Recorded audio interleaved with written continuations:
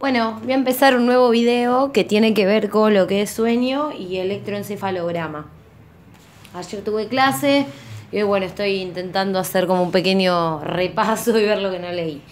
Bueno, voy a ir leyendo algunas cositas y voy a ir agregando algunas que fui viendo en la clase. El sueño es un fenómeno normal, periódico, activo y es reversible. Su principal característica es que el individuo se desconecta perceptivamente del ambiente. El cerebro hace algo para inducirlo. Dormir no es simplemente dejar de estar despierto. Para sentirse descansado y saludable, el ser humano necesita entre 7 y 8 horas de sueño diarias, aunque este número es variable entre los individuos. Los lactantes necesitan 17 horas por día, los adolescentes 9. Entonces, por ejemplo, no es que los adolescentes duermen mucho porque quieren, o sea, fisiológicamente es así, no es porque sean vagonetas ni nada. No dormir adecuadamente genera una deuda de sueño que se puede recuperar en los días siguientes. Mientras tanto, se afectan funciones como el juicio, el tiempo de reacción y el humor. Uno de los objetivos del sueño es recuperar los niveles normales de glucógeno del encéfalo, que se han desgastado a lo largo del día. Tanto el metabolismo como la temperatura corporal disminuyen durante el sueño. Bueno, y acá creo que tengo algo que vi en la clase con respecto a, bueno, a cuáles son las funciones del sueño, ¿no? Como que hay varias teorías. Una es desde ya restaurarnos, ¿sí? Como dice acá, también recuperar los niveles de glucógeno del encéfalo. Consolidar los procesos de memoria y de aprendizaje, todo lo que tiene que ver con la plasticidad sináptica, ¿sí? ¿Qué más? Después acá anotamos algunas otras en clase. Acá. Bueno, que protege a los circuitos corticales del daño oxidativo y a que disminuya la actividad del daño oxidativo, obviamente, y creo que en esto va a tener que ver mucho también la melatonina. Se remodelan los circuitos corticales, entonces protege a los circuitos corticales del daño oxidativo y también los remodelan. Consolida la memoria, como les dije antes.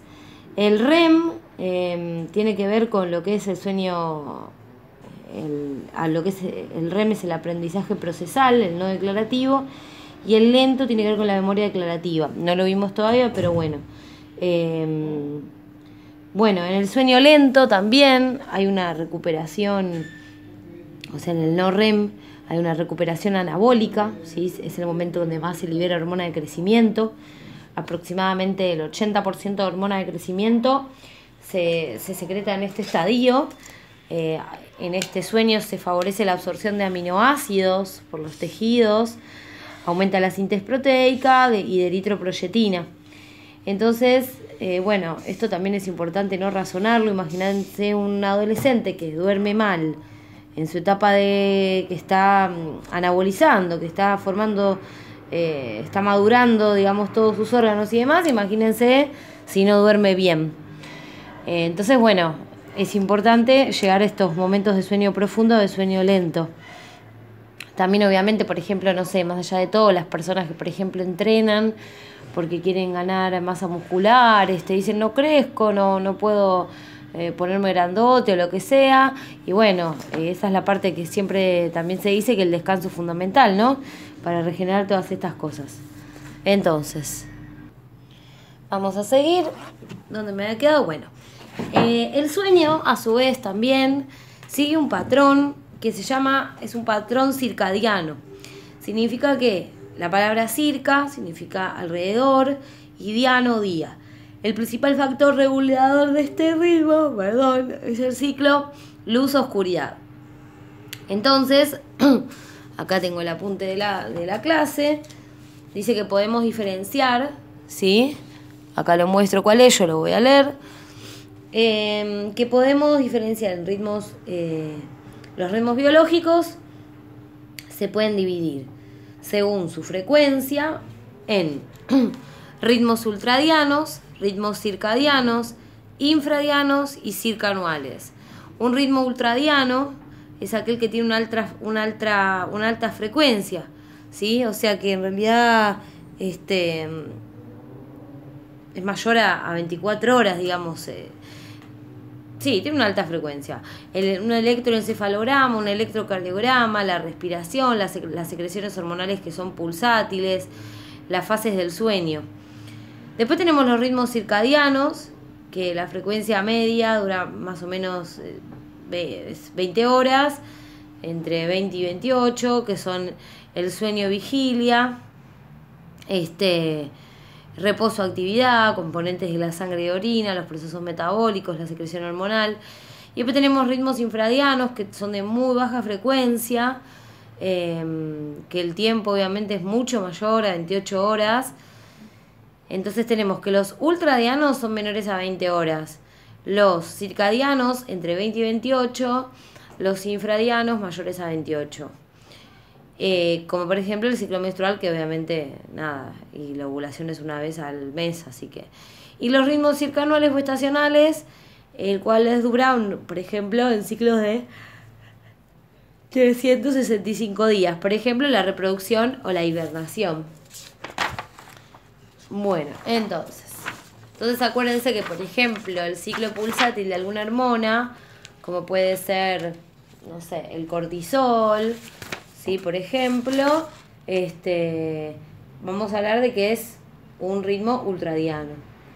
Y el típico ejemplo, entonces, de un infradiano es el ciclo menstrual. Bueno, entonces, vamos a seguir. Entonces, de hecho, vimos que el sueño justamente es circadiano, está entre las 20 y las 28 horas, y más que nada 24 horas. Se observó que al suprimir el estímulo, porque sigue el patrón de la luz y la oscuridad, y se observó que al suprimir este estímulo, o sea, el de la luz, y dejar a una persona, a un animal, no sé qué dice acá, en oscuridad total, o sea, ausencia de luz, el ciclo se alargó hasta alcanzar las 26 horas. Es como que uno lo va como retrasando cada vez más. Cabe recordar que la información sensorial de la retina, al cual se perciben los estímulos lumínicos, y la ausencia de luz convergen sobre el núcleo supraquiasmático del hipotálamo, sitio de control homeostático de las funciones del ciclo de vigilia.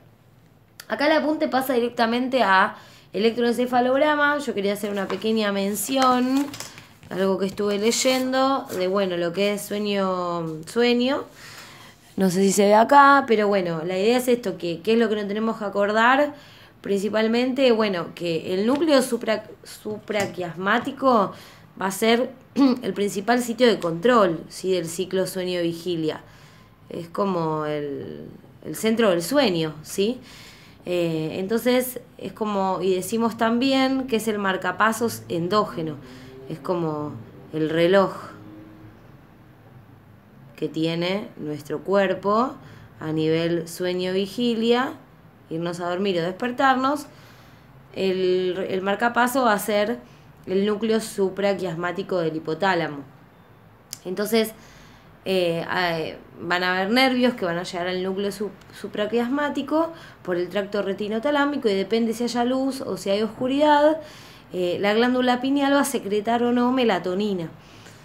Bueno, la melatonina es una hormona muy importante, cada vez es como que se la está estudiando más, y es como una hormona madre o fundamental para la vida, pues justamente piensen en esto, en lo que es dormir. Si no dormiste, morís. Entonces va a tener un montón de funciones reparadoras mientras vos estás durmiendo. Yo les cuento, mientras voy estudiando esto, es como que digo, qué al horno que estoy. O sea, me voy a dormir muy tarde, no sé lo que es dormir una siesta. Estoy tratando de empezar a tener, a partir de esta lectura, de cosas que fui viendo, de bueno, ir cambiando un poquito los hábitos, ¿no? Y cada vez mi promedio es de 5 horas y media, no puedo dormir 5 horas y media. Tengo que tratar de algo hacer, no sé, más allá de que trabajo todo el día. Bueno, y voy a la facu cuando puedo. Voy a la facu también. Entonces, la cuestión es que cuando hay luz, la secreción de melatonina no va a estar. Pero sí, es importante saber, esto lo fui leyendo de otros lugares, que mientras hay luz se va a estar fabricando. No se va a estar secretando, pero se va a estar fabricando. Entonces, nada, ejemplo, la luz solar va a ayudar a esta síntesis, o sea, va a hacer que a partir de triptofano podamos hacer serotonina y con la serotonina después vamos a fabricar melatonina.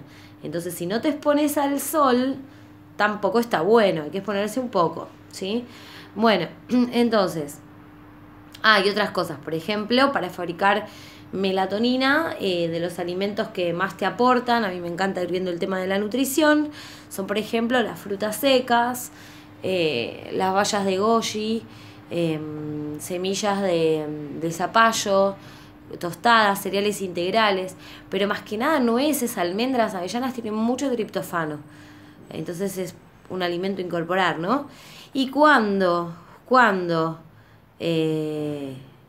digamos, hay oscuridad, o sea, que no hay luz, la glándula pineal estimulada por el núcleo supraquiasmático va a estimular a la melatonina. Es la hormona de la oscuridad. A medida que empiezan a bajar los niveles de oscuridad, de luz, perdón, y empieza a aumentar la oscuridad, nuestro cuerpo empieza a segregar melatonina. Por eso es muy importante ya ir apagando ciertas luces en la casa de uno, ir apagando los artefactos. Algo que vi que también está bueno y está copado es el tema de capaz uno está en oscuridad y te levantás a lavarte los dientes y prendés las luces así gigantes y eso tampoco está bueno, capaz lavarte los dientes un ratito ya antes de acostarte o que haya una luz tenue. Y bueno, y acá tengo algunas funciones de la melatonina que hay que saberlas para fisiología. Bueno, primero que sincroniza el ritmo circadiano, induce el sueño, obviamente, va a influir en la temperatura corporal. Fundamentalmente, que esto se está viendo mucho en terapia del cáncer, es antioxidante, ¿sí? Y mismo como, no sé, ya estoy mal si lo había leído antes, no me acuerdo si lo leí antes o no, no importa.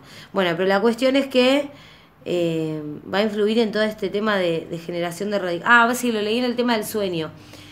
Que bueno, que va a regenerar circuitos, el sueño, y va a barrer, digamos, o va a prevenir toda la oxidación de las células corticales. Entonces, obviamente, si la melatonina va a inducir el sueño, relacionemos. Y después también va a tener efectos reguladores en todo lo que es la pubertad y las gónadas, pero bueno, ese es otro tema. Y a mí como me encanta el tema de las hormonas, y a poquito dije, bueno, con cada hormona voy a ir haciendo como algunos resúmenes de cada una, puse, ven, melatonina, fundamentalmente sueño-vigilia, ¿qué más? Después regulación neuroinmunológica, todo lo que es el tema gonadal durante la pubertad, parece ser que tiene una modulación en el citoesqueleto, y es oncoestática y antioxidante. O sea, fíjense la importancia de esta hormona, ¿sí? Es muy importante. Y si uno, por ejemplo, agarra el Guyton ni te la nombra, eso es algo como que también Guyton mismo se corrigió, digamos, y bueno, y se le está dando mucha más importancia. Y otra cosa, no es lo mismo tampoco tomarla de suplementos, porque es como que te inhibe tu síntesis endógena, entonces nada, no es lo mismo. Se vio que no hay efectos que vos te suplementes en melatonina, no tiene el mismo efecto a que si es generada, por ejemplo, a partir del sol. Bueno, ahora vamos a seguir con lo que dice el apunte, con lo que es el electroencefalograma. El electroencefalograma es el resultado de la activación de grandes grupos de neuronas corticales que se reconoce en el trazado. El electroencefalograma es el resultado de la activación de grandes grupos de neuronas corticales, lo que se reconoce en el trazado de corrientes asociadas a cambios subumbrales. No son, por lo tanto, ni potenciales de acción, ni PEPs, ni PIPs. Se colocan 20 electrodos en diferentes áreas de la cabeza y se distinguen distintos patrones de actividad. Entonces, lo que acá vamos a ver son tipos de onda, ¿sí? Que esto nos dijeron que es muy importante, que tenemos que saber qué ondas, cómo se llama cada una, cuáles son sus frecuencias y, bueno, obviamente relacionar en qué momento del sueño se van a dar, ¿sí? Yo acá creo que tengo un cuadrito. Bueno, la cuestión es la siguiente. Yo lo voy a mirar más de acá porque se los voy a mostrar de acá. Bueno, entonces, a ver dónde están mis onditas.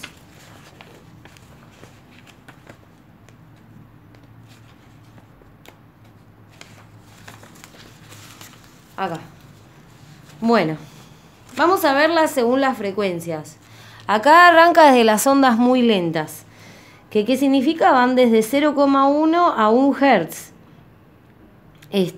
Muy pocos, muy poca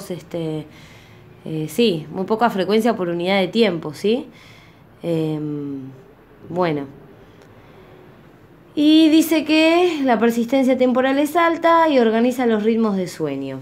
Bueno, vamos a las que nos importan, que vamos a ir primero, vamos a ir a las delta y a las teta. La delta, ¿sí? Las ondas delta en realidad son como las que van a estar en el sueño, son las más bajas, ¿sí?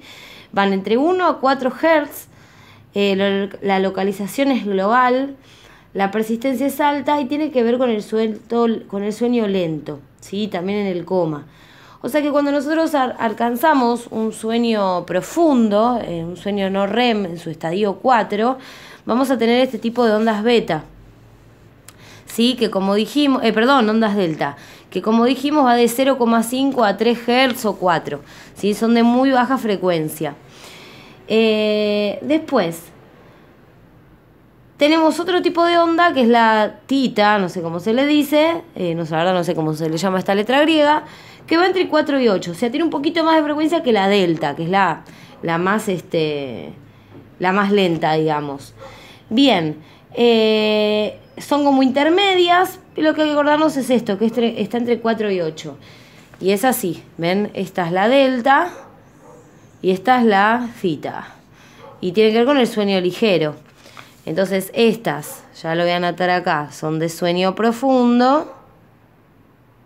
Y estas son de sueño ligero. Pero seguimos bastante bien dormidos, ¿sí? Acá van a predominar más en la etapa 2 del sueño. Ahora igual lo vamos a ver. Y después vamos a tener otro tipo de ondas, que son las alfa y las beta. Bien, la onda alfa, ¿sí? O sea, esto como que me lo explicó mi ayudante, digamos. Cuanto el cerebro más despierto esté, y más circuitos y más cosas estén todo el tiempo al mismo tiempo haciéndose, va a ser más difícil como que yo pueda,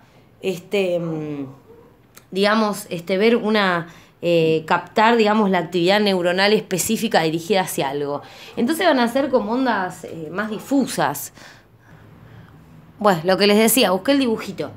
Que en realidad las ondas, digamos, las que vimos antes, que eran las ondas lentas de baja frecuencia, las delta y las theta, que van desde 1 a 8 Hz, la frecuencia es baja. ¿Por qué es baja? ¿Por qué son ondas lentas? Es como que están sincronizadas. No hay una actividad determinada. Están como todas haciendo lo mismo, ¿sí? En cambio, las otras ondas, que van a ser la alfa y la beta, que son de una frecuencia un poco más alta, y la gamma, ¿sí? Es como que van a ser más desincronizadas. Es como que la actividad cerebral está todo el tiempo haciendo de todo. Estás hablando, estás caminando, estás contestándole a alguien. Entonces no se va a poder ver una onda tan concreta, tan ordenada, si viendo cuál es la actividad. Sino que yo voy a ver un dibujito como más asemejado a esto. ¿Se entiende? Ay, no se ve. Como más asemejado a una cosa así. ¿Estamos? Y más todavía si estoy haciendo una actividad en concreto, estoy haciendo de todo, estoy con ni siquiera es una vigilia, estoy completamente, no sé, prestando atención, haciendo algo, va a ser una onda que mucho menos pueda captar algo. Entonces, ¿sí? Esto, ven, es una onda ya más sincronizada, ¿sí? Estamos haciendo algo. Y generalmente cuando uno esté durmiendo, que todas las neuronas, digamos, en un sueño profundo, no van a estar haciendo un carajo, digámoslo así, o estarán todas haciendo lo mismo, reconsolidándose, pero no hay movimiento, no hay nada. Es como que, bueno, va a ser van a ser este tipo de ondas, ¿sí? Las delta y las theta. Bueno, espero que se vaya entendiendo. Ahora bien, En periodos, ¿sí? Donde haya una vigilia tranquila, sin ningún estímulo, es como que lo que yo voy a tener es una onda alfa, que va entre 8 y 13, ¿sí? Nada, estoy como atenti, pero no estoy haciendo nada. Obviamente que la frecuencia es un poquito más alta que estas dos, que estaba completamente sin hacer nada, pero ya es una vigilia. Y en las ondas beta, esto va un poquito más alta la frecuencia, va entre 13, a partir de 14 a 35. La persistencia temporal es baja, hay una vigilia activa y hay una actividad motora cognitiva, ¿sí? Por ejemplo, pensá en tal cosa, mové algún dedo, pero no es una actividad motora muy grosa. ¿Ven? Entonces la onda beta, lo que nosotros ayer vimos un taller de encefalograma, entonces es lo que uno iba viendo, a ver si lo tengo acá, acá, es como la actividad iba así. El sujeto estaba despierto, sentado, y alguien estaba en un estado de vigilia alerta, en ondas alfa, en una alfa continua, y de repente se le daba una orden, que mueva un ojo, que entonces, o que mueva un dedo, o que piense en algo. Entonces ahí venía una actividad beta, ¿sí? Yo supongo que si le decíamos que se parara, iba a pasar a una onda gamma directamente, ¿sí? Pero bueno, esa es la idea. Entonces, para cerrar, lo que nos tenemos que acordar fundamentalmente, por lo menos en cuanto a las frecuencias de esto, es, tenemos de muy lenta, de muy poca frecuencia a alta frecuencia. Entonces, primero vamos a tener las ondas muy, muy, muy lentas, ¿sí? Que organizan los ritmos de sueño. Después vamos a tener las ondas delta, que son las que, digamos, las del sueño lento. Las del sueño profundo son las delta, que van entre 1 a 4 de frecuencia, ¿sí? Muy lentas la frecuencia. Bien, después le siguen las ondas tita, que van de 4 a 8. Y digamos que también tiene que ver con sueño lento, pero no tan profundo como el otro. Ya hay un poquito más de actividad. Y después pasamos a las ondas alfa, ¿sí? Que ya, digamos, entrarían en juego lo que es la vigilia, en una vigilia tranquila. Y después tenemos ondas beta, donde, o sea, cada vez va aumentando el grado de actividad neuronal, ¿se entiende? Entonces, las ondas beta, que van a ir hasta 35, y que ya se está ejecutando alguna acción cognitiva motora. Y después tenemos las gamma, que es muy rápido, la persistencia temporal, y ya hay una actividad en concreta. Bueno, vamos a seguir leyendo entonces. Dice que el sueño comprende diferentes estadios que se desarrollan en una secuencia característica a lo largo de la noche. Durante la primera hora de sueño, los seres humanos descienden en los estadios de sueño, los cuales se definen por criterios electroencefálicos principalmente.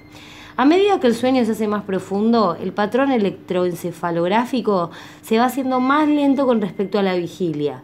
En la vigilia, el electroencefalograma muestra un patrón de ondas de de bajo voltaje y alta frecuencia. Entonces, el voltaje es bajo, pero hay mucha frecuencia, ¿sí?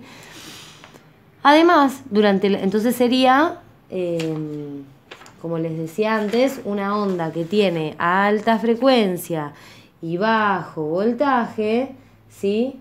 Es, por ejemplo, la onda beta, supónganse.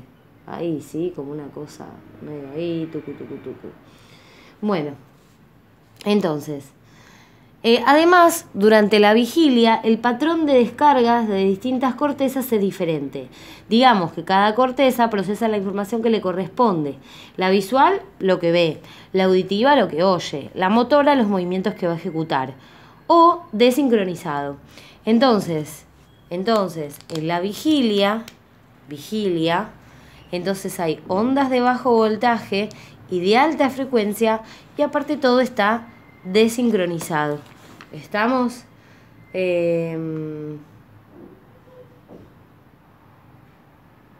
Entonces, ¿sí? Vamos a hacer un resumencito. Bueno, entonces, ahí anoté. Entonces, la vigilia presenta un patrón de ondas, ¿sí? De bajo voltaje, pero la frecuencia es alta, y tiene un patrón desorganizado o desincronizado. ¿Por qué? Porque tengo descargas desde la parte visual, la parte auditiva, motora, etcétera, etcétera, etcétera. Ahora lo que dice es, en el estadio 1, ¿sí?, de sueño, que va a corresponder a la somnolencia, el espectro de frecuencias en el electrocardiograma, electroencefalograma, se hace bajo y la amplitud de ondas va aumentando ligeramente, ¿sí? Entonces, se hace más bajo el patrón de ondas y va a ir aumentando ligeramente. Y van a ser ondas tita, ¿sí? Bueno, entonces, en el estadio 2, o sueño leve, se caracteriza por un descenso aún mayor de la frecuencia y una mayor amplitud de las ondas. Además aparece característico lo que son los usos del sueño, que es un conjunto de descargas periódicas de alta frecuencia, de 1 a 2 segundos, y de los complejos K, que son formas ondulatorias con una fase negativa seguida inmediatamente de un positivo. Entonces, bueno, teníamos el estadio 1, es el de somnolencia, y